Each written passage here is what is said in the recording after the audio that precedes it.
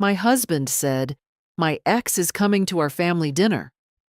I smiled. Great. But he didn't know I also invited her new husband and showed him all my husband's messages with her. What happened next made... Good day, dear listeners. It's Clara again. I'm glad you're here with me.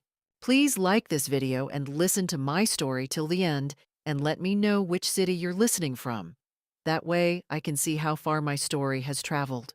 My name is Dorothy Mae Calloway, and I was 67 years old when my life as I had known it for 31 years began to quietly unravel at the edges, the way a good tablecloth does when someone keeps pulling at the same loose thread.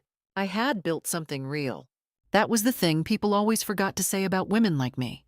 We built things. I had raised 2 children, kept a house in Savannah, Georgia that smelled of lemon polish and Sunday pot roast, and I had loved my husband, Gerald, the way only a woman who has chosen the same man twice, once at the altar and once again in the middle of a bad winter, truly knows how to love.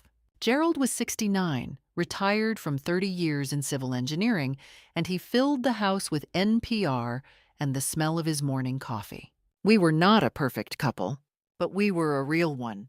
Our daughter, Patricia, lived 40 minutes away with her husband, Tom, and their 2 boys. Our son, Michael, had moved to Atlanta 8 years ago and called every Sunday without fail. We had grandchildren who called me Grandma Dot and left muddy footprints on my kitchen floor. I had a garden. I had a book club. I had a life that, from the outside, looked exactly like what it was supposed to look like. And then the thread began to pull. It started small. Gerald's phone, always left on the kitchen counter while he showered, began traveling with him to the bathroom. A small thing. A nothing thing, really. But I noticed it the way you notice a picture frame that's slightly crooked. Not enough to stop you in your tracks, but enough that your eye keeps returning to it. Then there were the evenings he came home from his Wednesday golf with Bill, smelling not of the course, but of something else. Something warmer and indoor, like a restaurant or a living room that wasn't ours. Bill, I later learned from a chance conversation with Bill's wife, Carolyn, had not played golf with Gerald in over 2 months. I did not panic. I am not a woman who panics. I observed. It was a Tuesday evening in late October when the thread finally snapped. I was at the kitchen table going through coupons, a habit Gerald always teased me about, when he came in from the den with an expression I can only describe as carefully arranged. He sat down across from me. He folded his hands on the table. Gerald only folded his hands like that when he was about to say something he had rehearsed. "Dot," he said, "I need to tell you something, and I want you to stay calm." I set down my scissors. "Renee is going to be at the family dinner next month." Renee, his ex-wife. The woman he had been married to for 4 years before he met me. The woman I had heard about in pieces over 31 years. A failed real estate venture here, a difficult personality there. Always described by Gerald in the flattened, distant tones of someone speaking about a chapter of life that was well and truly closed. Renee Hartley. She had remarried years ago to a man named Douglas, and according to Gerald, they had both been civil about it. I had never met her. I had never had reason to. Patricia invited her, Gerald added quickly, which I did not believe for 1 second. They reconnected at a charity event. She thought it would be mature, adult. I looked at him. He was watching me with the particular alertness of a man who has prepared for an argument and is not sure whether to be relieved or worried that it hasn't started yet. I smiled. It was not a performance, or rather it was, but a very good one, built from 31 years of knowing when to keep my cards against my chest. "That's fine," I said. "If Patricia wants her there, that's perfectly fine." Gerald exhaled. He reached over and patted my hand. "I knew you'd be reasonable about it." Reasonable. I tucked that word away like a stone in my pocket. I would take it out later when I was alone and turn it over in my hands and decide exactly what to do with it. Because sitting at that table Watching my husband's careful face relax into relief, I already knew something he did not. I had already felt the shape of the thing between them, the heat of it, the direction of it. A woman who has loved one man for 31 years develops a sense for these things the way a farmer develops a sense for weather. The storm was coming. I had felt it in my bones for weeks. What he didn't know was that I had already begun to prepare. After Gerald went to bed that night, I sat in the kitchen for a long time. The house was quiet in the way old houses are quiet, full of small sounds that have become invisible through familiarity. The hum of the refrigerator, the tick of the radiator pipes, the occasional creak of the settling foundation. I had loved this house. I still did. That was the complicated part of it. I poured myself 2 fingers of bourbon, something I rarely did, and I let myself think clearly for the first time in weeks. What did I actually know? I am a practical woman. I have always preferred facts over feelings, not because I lack feelings, but because I have learned over 67 years that feelings without facts are just weather. They pass over you. They do not help you navigate. Fact: Gerald had stopped leaving his phone on the kitchen counter. Fact: he had lied about playing golf with Bill for at least 2 months. Fact: he had announced with a rehearsed calmness that I knew as well as I knew his handwriting that his ex-wife would be at our family dinner. Fact: Patricia had not mentioned this to me. Not once. And Patricia told me everything. I called Patricia the next morning after Gerald left for his walk. She answered on the second ring, and when I asked her directly whether she had invited Renee Hartley to Thanksgiving dinner, there was a pause. A small, terrible pause. Before she said, "Dad asked me if it would be okay, Mom. He said she was going through a hard time and he wanted to help." I thanked Patricia and told her everything was fine. After I hung up, I sat with that for a moment. He had asked Patricia to cover for him. He had recruited our daughter into a small, tidy lie. That was new. That told me the situation was further along than I had assumed. I was not a woman who fell apart. I want to be clear about that. I had buried my mother at 42, managed a household through Gerald's layoff in 2001, raised 2 children through the ordinary heartbreaks of childhood and adolescence. I was not fragile, but I was, that morning, genuinely afraid. Not of Renee Hartley, but of what her presence in our life might mean, of what the next chapter of my life might look like if I was not careful. What does a woman of 67 do when she suspects her husband of 31 years may be involved with his ex-wife? What are her realistic options? I turned them over like cards on a table. She could confront him directly. I had considered this and rejected it. Gerald was a careful man. He would deny. He would minimize. He would call me paranoid and give me just enough warmth to make me doubt myself. I had seen this happen to other women. I would not allow it to happen to me. She could ignore it and hope it passed. This I rejected with something approaching contempt. I had not spent 31 years building a life to abandon it to willful blindness. She could gather information first.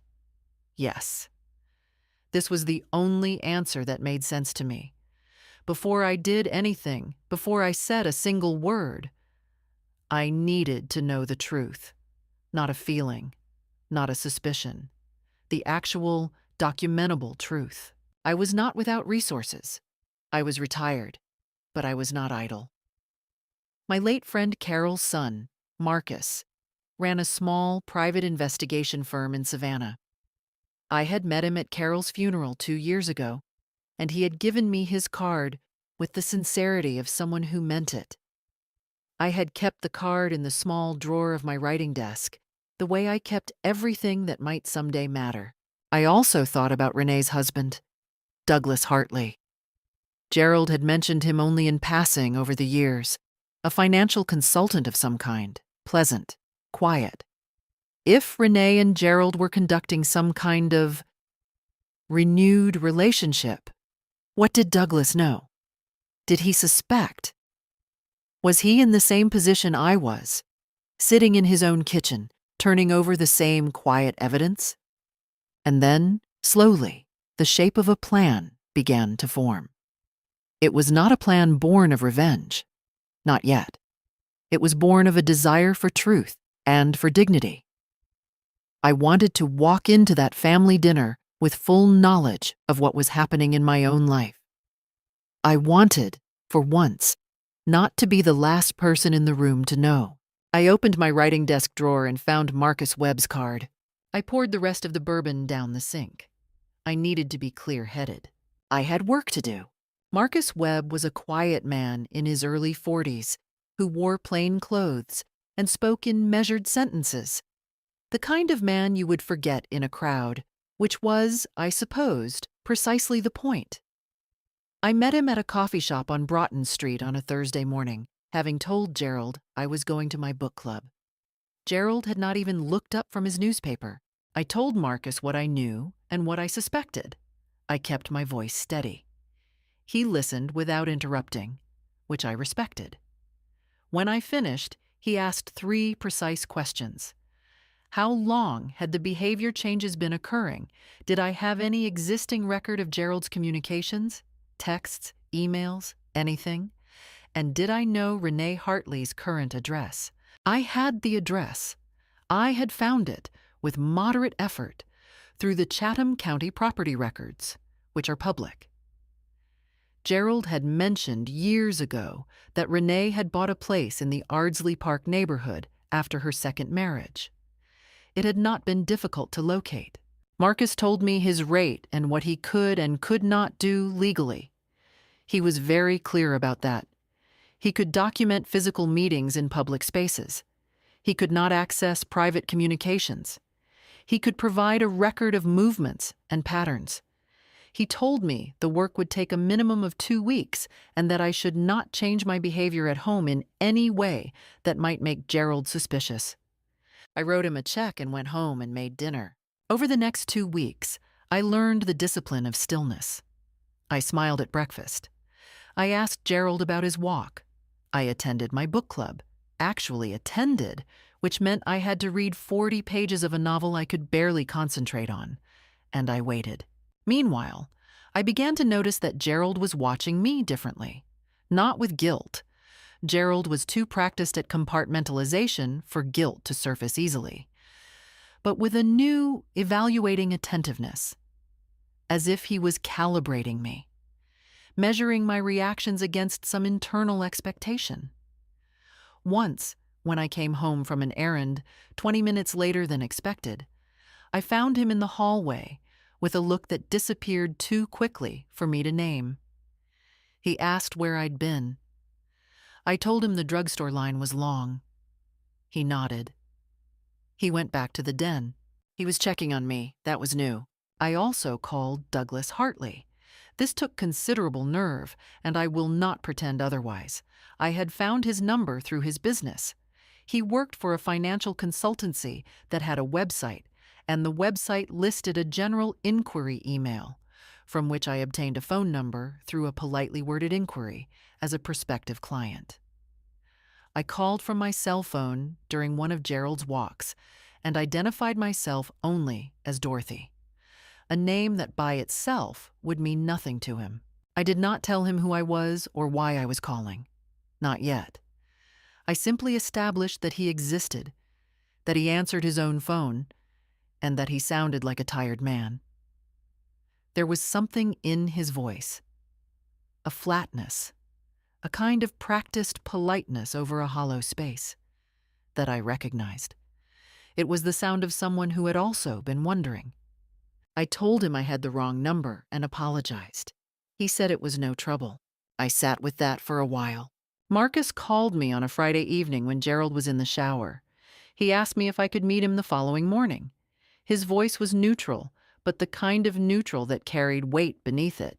I met him at the same coffee shop. He set a plain manila envelope on the table between us. "Mrs. Calloway," he said, "I want to prepare you before you open this." I told him I was prepared. Inside the envelope were 8 photographs, clear, time-stamped, taken in public spaces. A parking lot behind a restaurant on Montgomery Street, the waterfront park on River Street, once at a table visible through a restaurant window. Gerald and a woman I recognized from an old photograph he had once shown me years ago. Darker hair then, now silver blonde, still striking. They were not doing anything overtly scandalous in any single image, but taken together. The way he touched the small of her back, the way she leaned toward him in a particular manner, the way neither of them moved with the unconscious ease of old friends. Taken together, the photographs told a story that was absolutely, unmistakably clear. There was also a log, dates and times. 14 meetings over the past 2 weeks. 14. I put the photographs back in the envelope, closed the clasp, and placed it in my purse.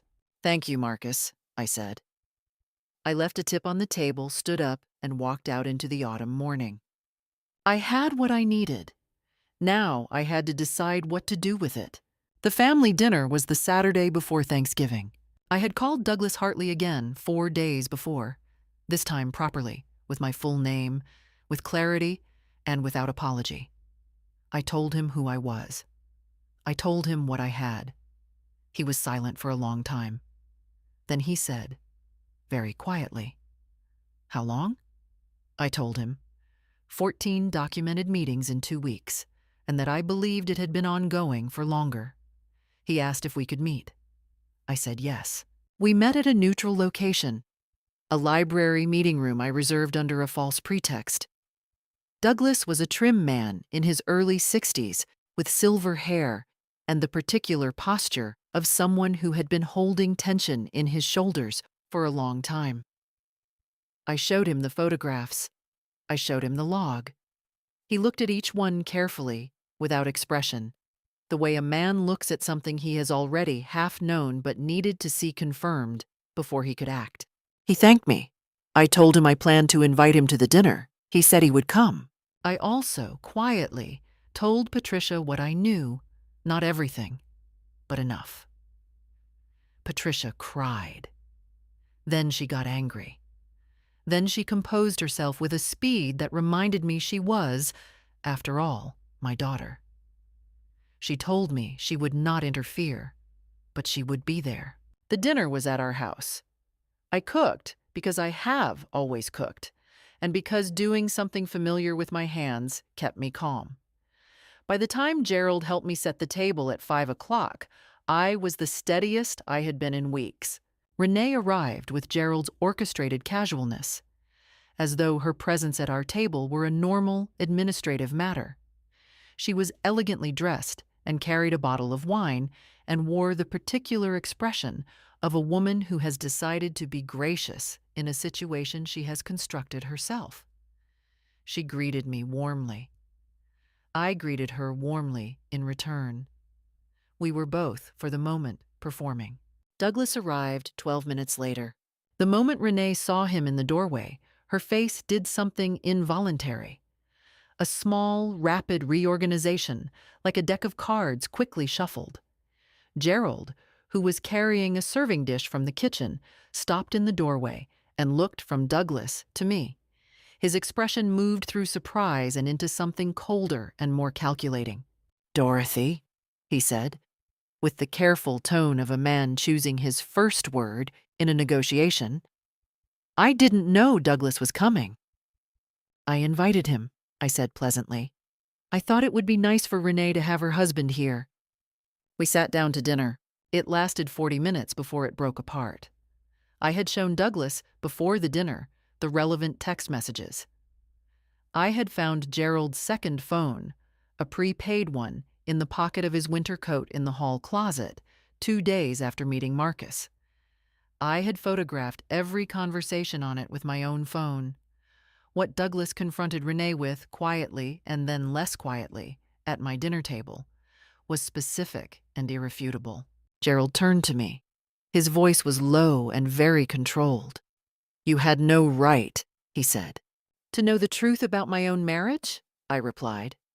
He said later, after Renee and Douglas had left, Renee in tears, Douglas in silence, that I had ambushed him, that I had weaponized a private situation, that I was vindictive and manipulative, and that he could not believe I had done this in front of our daughter.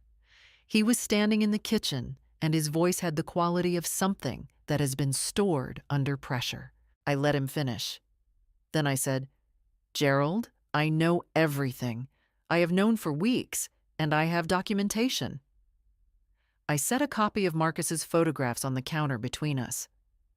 "I think we should talk to a lawyer." He stared at the photographs. Something went out of his face. He tried, in the days that followed, to manage the situation, to call it a misunderstanding, to suggest counseling, to position himself as a man who had made a mistake and deserved a second chance. Renee called my cell phone twice. I did not answer. After the third day of this, I checked myself into a bed and breakfast in Tybee Island for 4 nights. I told Patricia where I was and told her I needed quiet. I walked on the beach in November, which is cold and gray and absolutely beautiful. I drank good tea. I read the novel I'd been ignoring for my book club, and I thought about what came next. On the third morning at Tybee Island, Gerald drove out to find me. I was sitting on the porch of the bed and breakfast with my tea when his car turned into the gravel drive. I had known he would come eventually. I watched him park and walk toward me with the studied evenness of a man who had rehearsed his approach during the 2-hour drive from Savannah. He sat down across from me without being invited. He looked tired. He looked frankly older than he had a week ago, which was something I observed without particular satisfaction. "Dot," he said, 31 years.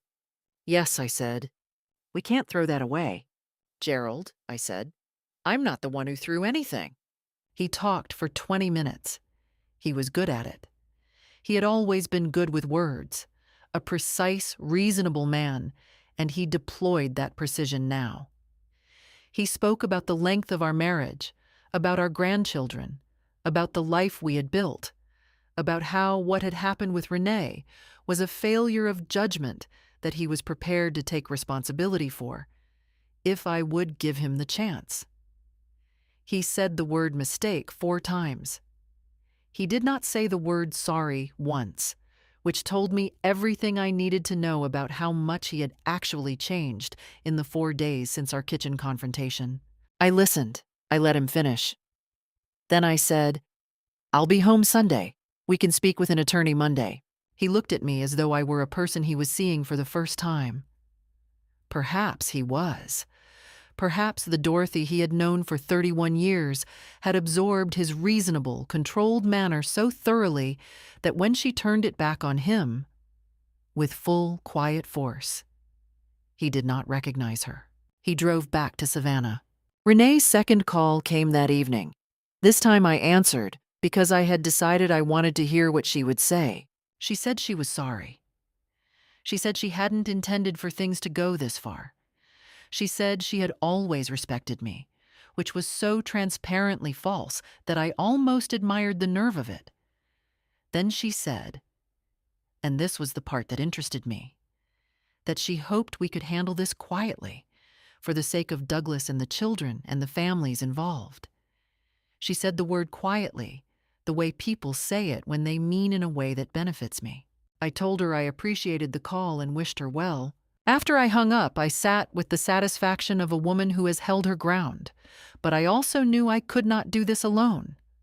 Pride is not the same as strength, and I was smart enough to know the difference. I called my friend Louise the next morning. Louise Beaumont had been my closest friend for 22 years. We had met in a neighborhood association meeting and had been, as she once said, inseparable, but never tiresome, which I thought was the finest description of a friendship I'd ever heard. I told her everything over the phone. She listened with the focused attention of a woman who was furious on my behalf and keeping it contained. "What do you need?" she asked when I'd finished. "Company," I said. and someone who knows a good family attorney. Louise knew one. Her cousin Sandra had gone through her own divorce 6 years prior and had used an attorney named Helen Park, who worked out of a firm on Bull Street and had, according to Louise, the quiet authority of a woman who has seen everything and is not surprised by any of it. I called Helen Park's office that afternoon and made an appointment for the following Thursday. I also, on Louise's gentle suggestion, scheduled an appointment with a therapist, a woman named Dr. Amara Collins, who worked with older adults navigating major life transitions. I had never been to therapy. I was skeptical. But I was also 67 years old and smart enough to know that being skeptical of things you've never tried is simply another form of pride. I arrived home Sunday, as I had said I would. Gerald was in the kitchen. He looked at me and said nothing. I made myself a cup of tea and went to the living room and read for the rest of the evening. I was not angry. I was not sad exactly. I was something that didn't have a clean name. A combination of clarity and grief, and a very deliberate kind of calm, like a ship that has been reoriented after a storm and is now moving on a true heading. I had Louise. I had Helen Park. I had Dr. Collins. I had the photographs and the text messages, and a very clear sense of what I was and what I was not willing to accept. I was not alone. That mattered more than I had expected. 2 weeks after I returned from Tybee Island, they came together. I want you to understand what an act of nerve that was. Gerald and Renee arriving at my front door on a Sunday afternoon, as though the situation called for a joint presentation. Gerald must have believed there was some version of events in which this made sense. That was always his particular blindness. He confused his own confidence with logic. I had seen them pull into the drive from the kitchen window, and I had taken 10 seconds, exactly 10, to decide how I would be. Then I opened the door before they knocked. Renee was dressed softly, in gray and cream, which I suspected was deliberate. She held a small arrangement of flowers, grocery store hydrangeas, wrapped in craft paper, and she offered them to me with an expression I can only describe as performed humility. Gerald stood slightly behind her, which struck me as a telling piece of choreography. He had let her lead. That told me this had been her idea, or at least her script. "Dorothy," Renee said, "I know we have no right to ask for your time, but we hoped we could speak with you, honestly." I took the flowers. I showed them into the living room. I did not offer tea. Gerald sat on the sofa. Renee took the chair across from me. I sat in the armchair by the window, which gave me a clear sightline to both of them and the door, and I waited. What followed was approximately 35 minutes of very skilled emotional manipulation. Gerald spoke about our grandchildren first. Our daughter's boys, Tyler and James, aged 9 and 6. He spoke about Tyler's baseball season and James's difficulty with reading, and how he was worried that a protracted legal situation would unsettle the boys, disrupt their routines, reshape the only version of family they had ever known. He said the stability of children depended on the stability of the adults around them. He said it with the practiced conviction of a man who had genuinely convinced himself that concern for his grandchildren and concern for his own comfort were the same emotion. He spoke about the family as an ecosystem that could not survive disruption. He said the word family 11 times. I counted. Renee then spoke about her own regret, with the well-crafted sincerity of someone who has thought carefully about what sincerity sounds like. She said she had been in a vulnerable state emotionally. Her word was vulnerable, delivered with a slight catch in her voice that was technically impressive. She said that she and Gerald had a long history, and that old connections were complicated. She talked about loneliness in a way that was designed to generate sympathy, and I sat there and listened and thought, she is 61 years old, and she walked into my marriage with full knowledge of what she was doing, and she is using the word loneliness as though it were an explanation. She said she was not trying to excuse herself, and then proceeded to spend 7 minutes doing exactly that. Then they shifted together to the practical argument. Gerald said that if we proceeded with a formal separation, the house would be complicated. We owned it jointly, and a sale in the current market would be painful for both of us. He said my share of his pension was secure as long as we remained married. He said, and he said this with the quiet authority of a man who believes he is offering a reasonable compromise, that we could restructure our arrangement in a way that gave me financial security while allowing him more flexibility. I looked at him for a long moment. "Gerald," I said, "are you suggesting I accept an open marriage in exchange for keeping the pension?" He flinched. He said that was not what he'd said, which was technically true and practically false. "I'm consulting with Helen Park on Thursday," I said. "I've already gathered the financial documentation. I know what the pension is worth and what my share is in a dissolution. I also have the photographs and the text messages, which I've saved in multiple locations." I looked at Renee. "I wish you both well, but I will not be restructuring anything," Renee said, in a voice that had dropped its performance of warmth, that I was making a very difficult situation worse, that I was being punitive, that a woman my age should be thinking about security and practicality. She said it with the particular condescension of someone who has decided that 67 is a vulnerability to exploit, rather than a life fully, carefully lived. A woman my age. I stood up. I told them they were welcome to see themselves out. Gerald paused at the door.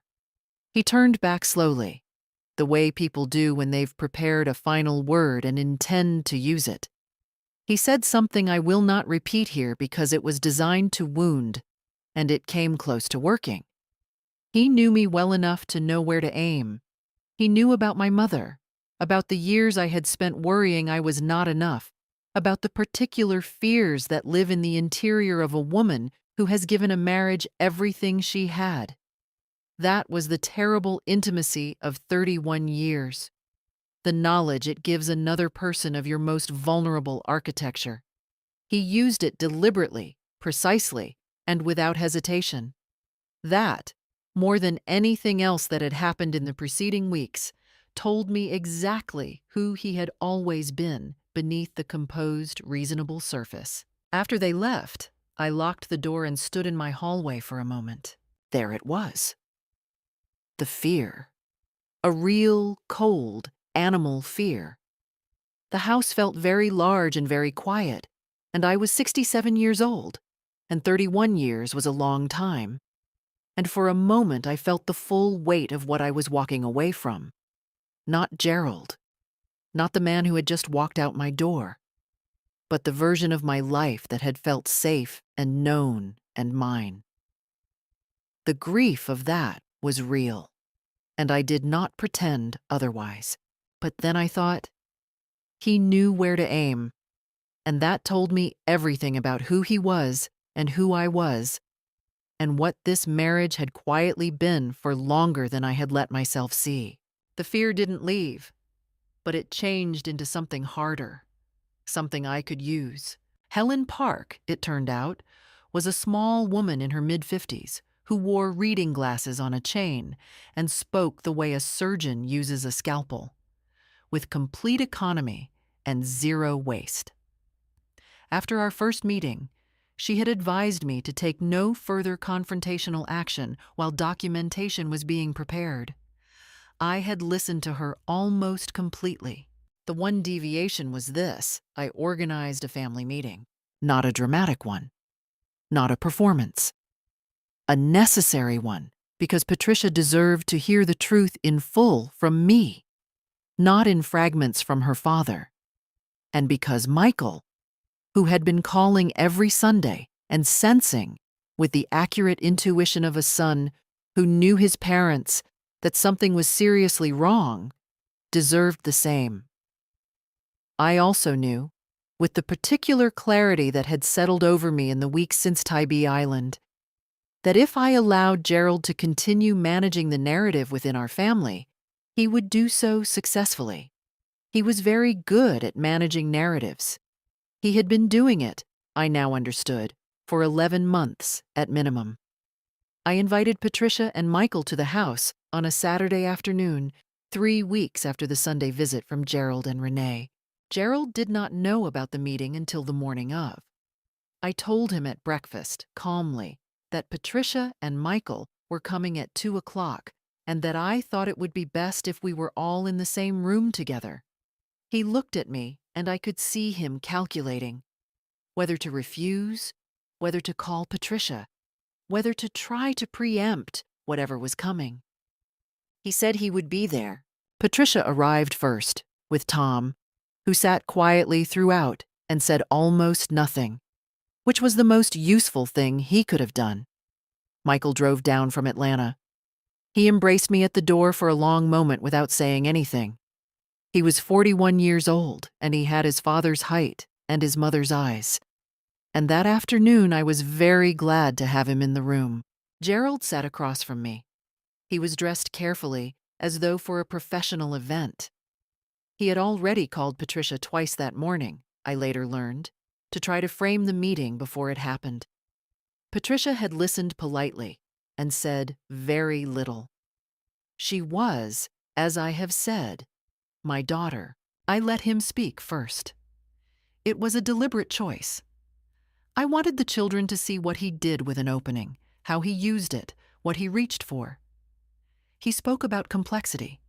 He spoke about long marriages and their inevitable strains. He was measured and reasonable and positioned himself as a man navigating a difficult situation with the best intentions of everyone at heart. He did not mention Renee by name.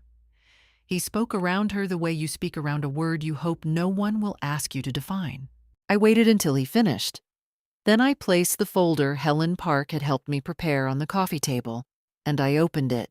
Inside, copies of the photographs, printed clearly, with timestamps visible in the lower corner of each one.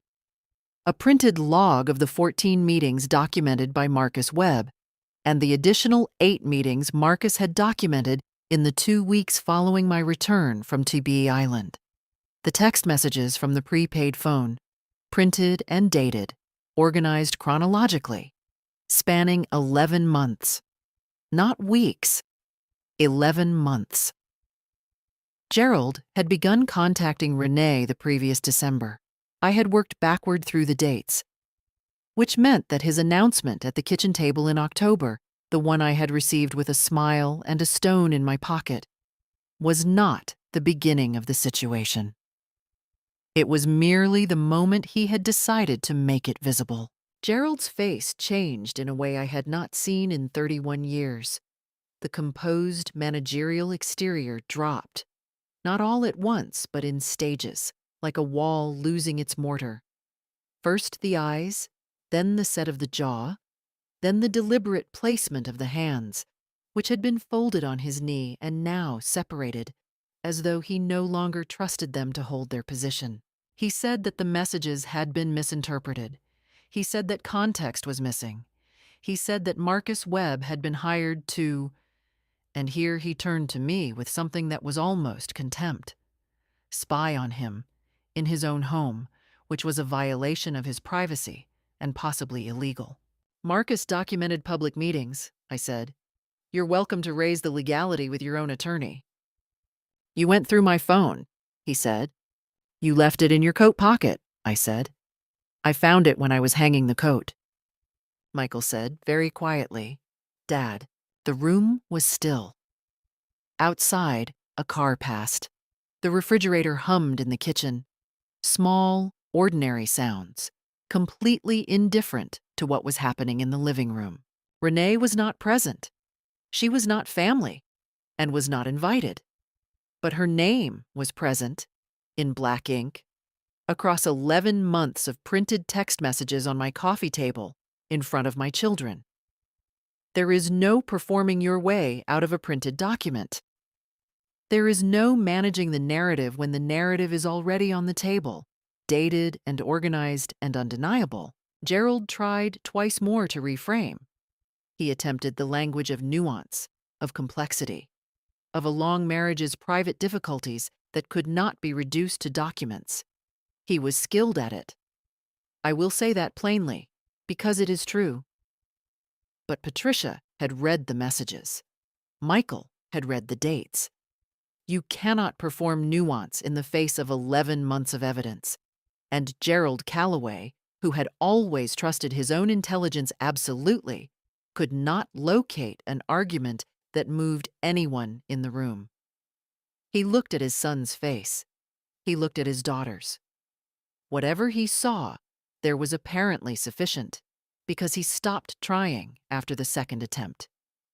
He sat back in his chair and looked at the folder on the coffee table with the expression of a man who has just understood, fully and finally, that the situation is no longer his to manage. The room stayed quiet. I let it stay quiet. I had nothing to perform and no point left to make. I've retained Helen Park, I said at last. She'll be in contact with you about next steps. Gerald said nothing. That was its own answer. The clearest one he'd given me in a very long time. The divorce took 8 months. Helen Park had told me at the outset that dissolution of a 31-year marriage in Georgia could be straightforward or complicated depending on the choices both parties made. Gerald at first chose complicated. He retained an attorney, a man named Clifford Baines from a firm on Abercorn Street, who sent Helen a letter within the first 2 weeks suggesting that my gathering of private information had created grounds for contesting certain marital assets. Helen read this letter, set it down, and said with perfect even-handedness, "He's trying to frighten you." She then wrote a response that I did not read in full, but which apparently addressed the legal questions so thoroughly that Clifford Baines. I stayed in the house during the process, which was my right and which I exercised without apology. Gerald moved into the third bedroom for the first 6 weeks, during which we maintained a civil distance that was, in its own strange way, the most honest our relationship had been in over a year. We passed in the kitchen. We said good morning and good night. We did not eat together. It was an odd, suspended time. The architecture of a shared life still standing around us, while the life itself had already ended. Then he moved to an apartment on the east side, and the house became mine to walk through in the early morning and late evening without adjusting myself to anyone else's schedule or silence. The first morning I woke up alone in the house and made my coffee and sat at the kitchen table without waiting for anyone. I noticed that the quiet had a completely different quality than it had during those weeks of civil distance. It was not an absence. It was simply space, my space. I sat in it for a long time. I stayed in the house during the process, which was my right, and which I exercised without apology. Gerald moved into the third bedroom for the first 6 weeks, during which we maintained a civil distance that was, in its own strange way, the most honest our relationship had been in over a year. We passed in the kitchen. We said good morning and good night. We did not eat together. It was an odd, suspended time. The architecture of a shared life still standing around us while the life itself had already ended. Then he moved to an apartment on the east side, and the house became mine to walk through in the early morning and late evening without adjusting myself to anyone else's schedule or silence. The first morning I woke up alone in the house and made my coffee and sat at the kitchen table without waiting for anyone. I noticed that the quiet had a completely different quality than it had during those weeks of civil distance. It was not an absence. It was simply space. My space. I sat in it for a long time. The settlement took 4 months to negotiate and was, in the end, fair in the way that things are fair when one party has significantly better documentation than the other. I retained the house. I received my full share of Gerald's pension, as was my legal right under Georgia law for a marriage of our duration. Helen had been very clear about this from the beginning, and Clifford Baines had not managed to construct an argument that changed it. We divided the joint accounts without incident, which I attributed partly to the strength of our documentation and partly to the fact that Gerald, whatever else you might say about him, was not a man who wanted to be seen publicly as having behaved badly. He had a certain pride in his own reasonableness, and the settlement, in the end, was the price of maintaining that image. Gerald received his personal property and the retirement account he had maintained separately throughout our marriage. I felt no triumph when the papers were signed. I want to be accurate about that. Triumph would have required an opponent, and by the end of 8 months, I no longer thought of Gerald as an opponent. He was simply a person who had made choices, and I was a person who had made different ones, and the paperwork was the formal acknowledgement of the distance between those choices. What I felt was quieter and more durable. A sense of completion. The way you feel when a long task has been finished correctly and you can set down the tools. The professional consequences for Gerald were limited since he was retired, but the social ones were not, and I think he had underestimated those.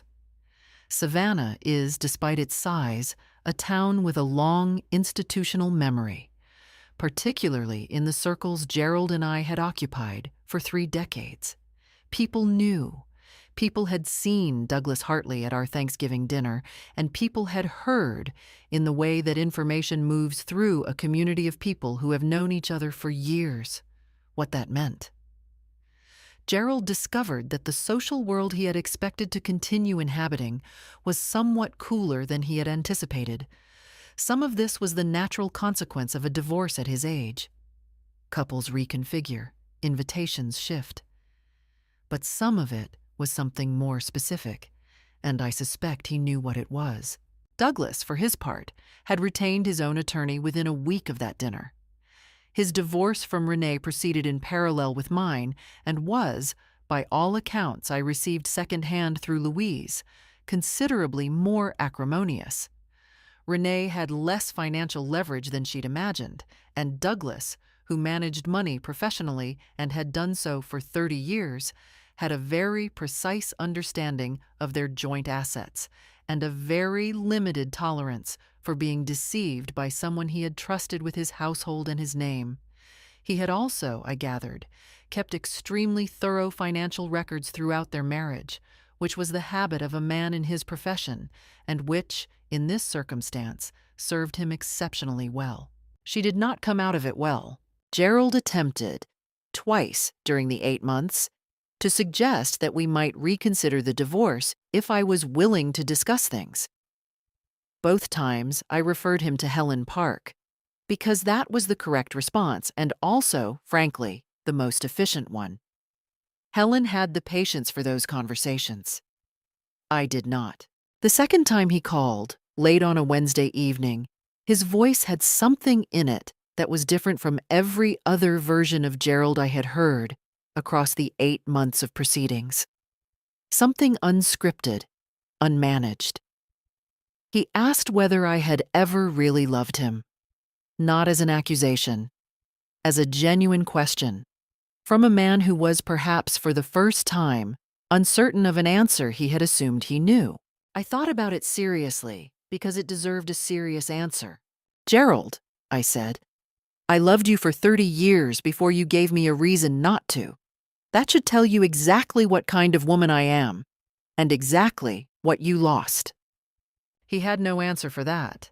We said goodnight, and I did not hear from him again outside of legal correspondence. On the day the divorce was finalized, Patricia drove me to Helen Park's office and waited in the car with the engine running and a playlist she had made specifically for the occasion, which I thought was one of the most thoughtful things she had ever done. When I came out with my copies of the signed documents, she got out and held me for a moment without saying anything, And then she pulled back and looked at my face and said, "Lunch?" We went to a restaurant on the riverfront that Gerald had never particularly liked and that I had always loved. I ordered the shrimp and grits and a glass of white wine. Patricia had the same. We talked about Tyler's baseball season and James's reading progress and her garden and my garden and a book I had just started, and the light was good on the river, and the afternoon was long. We did not talk about Gerald. That was, I think, its own kind of victory. Not the loudest or most dramatic kind, but the most real and the most lasting. The ability to sit in the light and talk about ordinary things and feel that ordinary things were, once again, entirely sufficient. I was 68 years old. I had a house and a pension, and my daughter across the table, and a glass of reasonably good white wine, and the rest of the afternoon ahead of me. I had my life back, and it was mine alone, which was not a sadness. It was the point. The first spring after the divorce, I replanted the back garden entirely. I had been meaning to do it for years. The old layout was something Gerald and I had planned together when we first moved in, and it had never quite worked. Too much shade in one corner, the hydrangeas always struggling. I hired a young woman named Grace from the horticultural program at Armstrong University, and together we redesigned the whole bed. We put in a cutting garden along the back fence, dahlias, zinnias, cosmos, and moved the hydrangeas to the east wall, where they finally, that August, bloomed the way they'd always wanted to. I took up watercolor painting that winter. Poorly at first, and then less poorly, and then with a genuine private joy that surprised me. Dr. Collins, whom I continued to see monthly, observed that I seemed to have located a version of myself that had been waiting, patiently, for available space. I thought that was one of the more accurate things anyone had said to me in recent memory. Louise and I began traveling. We went to Charleston in March, to Asheville in June, and this was Louise's idea, which I initially resisted and then enthusiastically embraced, to London in September for 12 days. I was 68 years old in London, walking through Kensington Gardens in a light rain, and I was, without any effort or performance, happy. Not performing happiness, experiencing it. My grandchildren came to the house without the complicated overlay of Gerald's presence, which I had not fully realized was complicated until it was gone. Tyler, now 10, developed the habit of coming on Saturday mornings to help in the garden, a habit I encouraged with considerable enthusiasm and fresh-baked biscuits. James, who had made real progress with his reading, discovered the small library I keep in the sunroom and spent one entire Saturday afternoon working through a picture book about ocean animals and showing me each illustration with the focused seriousness of a scholar presenting a paper. Michael and his partner came for Christmas. We cooked for 3 days and ate for 4 and argued happily about a board game and watched old movies. It was the best Christmas I had spent in many years, which told me something important about what the preceding years had quietly contained. As for Gerald and Renee, I did not seek information about them, but information found me, as it does in a city the size of Savannah among people who have known you for 3 decades. Gerald, I was told by Louise, who had it from a reliable source, had moved in with Renee approximately 4 months after our divorce was finalized. This was, I think, what he had wanted, and I had no particular feeling about it. What he had not anticipated, apparently, was that what works as a secret affair does not always work as a daily domestic arrangement. The qualities in a person that are exciting in concealment can become difficulties in proximity. I heard secondhand that there had been arguments, financial disagreements, that Renee had expected Gerald's resources to be more available than they were, given that his pension was now split. Renee's own financial situation, post-divorce from Douglas, was significantly diminished. Douglas had been, whatever else you might say about him, a thorough professional when it came to asset documentation. She did not receive the settlement she had anticipated. She had given up a stable, financially secure marriage for a situation that was, by all reports, complicated and shrinking. That was not something I had engineered. That was simply the arithmetic of her choices, coming due. I felt no pleasure in hearing this. I want to be clear about that. Pleasure would have meant that I was still defined by them, still living in the aftermath of their decisions. What I felt was closer to a quiet recognition, the same feeling you get when a weather prediction turns out to have been exactly right. I had not destroyed Gerald's life. He had made his choices and was living inside them. That was not my responsibility. It was, and had always been, his. I had one responsibility now: to live my own life, which I was doing, with increasing skill and genuine satisfaction, in a house with a new garden and a Sunday newspaper and a book on my nightstand and a painting that was slowly, imperfectly, becoming something I was proud of. That was enough. It was more than enough. It was everything.